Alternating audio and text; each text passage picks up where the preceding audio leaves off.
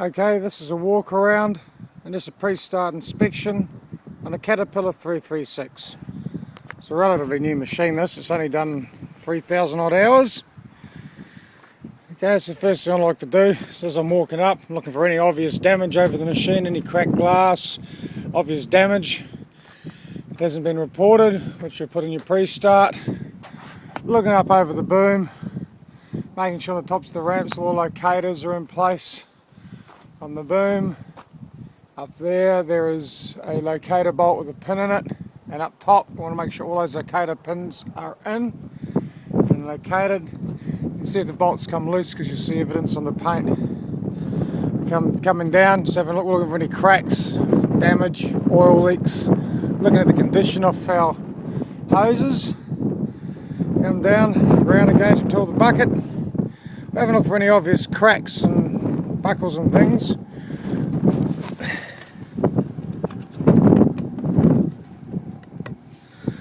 Something a bit strange going on with the bucket there, so I'll report that. It's on both sides, but if we have a look inside, there's no evidence of anything happening there. Just having a look at all our teeth. Make sure all the teeth are in place, nothing's moved, there's no chips, cracks. And we've got another one going on here. It's obviously just a wear and tear scenario, but I will report that in my pre-start. This one here is a manual grease, so your grease points, a few of them on the buckets, you have one there that does both sides, another one here that does both sides. Whipping around to the front of the bucket, there's 4 of them, 2 up top, 2 down below. Sometimes you'll go to put grease in these, it won't work, you've got to manipulate your bucket so you can get grease in it. We don't have to grease it till we see grease coming out here.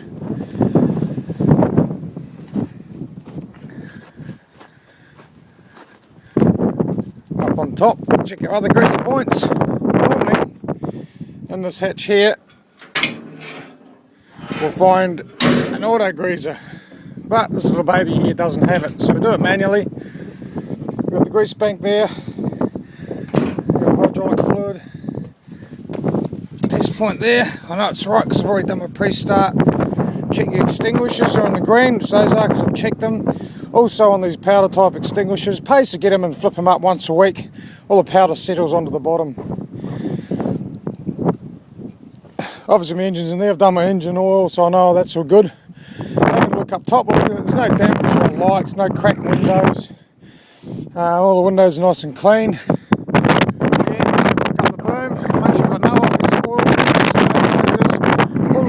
Locators are in place and there's no obvious missing parts or damage.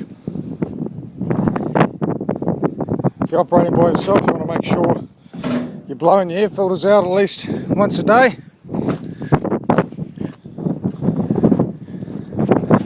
I've actually done my pre-start on this, so I'm not locking it out. But in here we've got our isolators and stops, filters, air conditioner filter. That's it right in the back there, behind the water bottle. The windscreen wipers. Lovely breeze blowing here today. And then around on the other side here, we have hydraulic oil. That's it in there. It reads slow now because the bucket's up. Once the bucket's extended, you should check it with the bucket extended and out. That'll give you a true reading. Don't check it when it's in the position that it is now. Okay, then we've got I'd like to have a look underneath it. We're looking for any obvious oil leaks, any damage. There's a bit of scrape damage on the rear. Document that, otherwise you get the blame. Tracks, checking the growls. I like to do a check when I'm up. I lift the machine up and track it. You can actually have a good look at everything while it's tracking. We've got a rear drive, so looking for our cogs. There's oil leaks on the cats. These on the grousers here, these have a habit of cracking, so they need to get welded up. These ones are all good. I have had a walk around it. Other things, you've got your caster rollers. Watch for the sides, they do chip out. Your front wide roller, they can tend to chip in around the edge here. Just keep an eye on it, take note. And also checking for correct track tension. Track tension's looking good on this. are still looking around, always keeping an eye out for any oil leaks or any obvious damage in the windows, mirrors, scratches, dings on the side. Same thing on the other side. Taking note of any footrests that are damaged, handles that are damaged, making sure that your hold points are secure.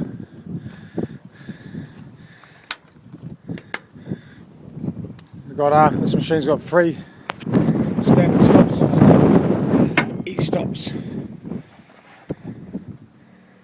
Inside the cab,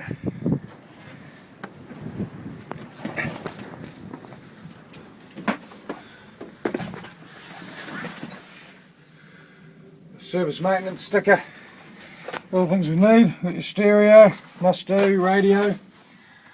We've got a window washer up there because we need that for having nice clean windows. I've done that this morning. And right, so you're happy. Get in, put your seatbelt on, which I'm not doing because I'm just showing you guys around the inside. Okay, just started. A lot of the cats, you've got to wait for 5-10 seconds on the high touches and so forth. This one here, just start straight away, turn the key. Start. Got to make sure we've got plenty of fuel in there, which we have. It's full, but at the beginning of the shift we don't want to run out. That's the drama. On the pre-start books. Alright, if we're going to operate, once we're happy with everything, there's your ground engaging tool lockout. Make sure that is disengaged. And then just a basic run through. Bucket. Stick up, stick down. Oh, actually, this machine here, you got an auto idle. This one's on here. Around here it's only soft digging, it's only lime, so I don't run it on full tilt, it doesn't need it. But we got boom up, boom down.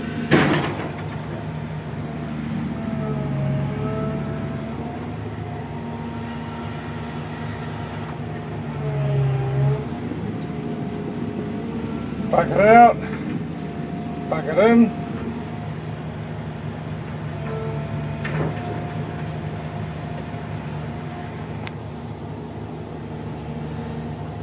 Stick in, stick out, stick in, swivel to the left, swivel to the right.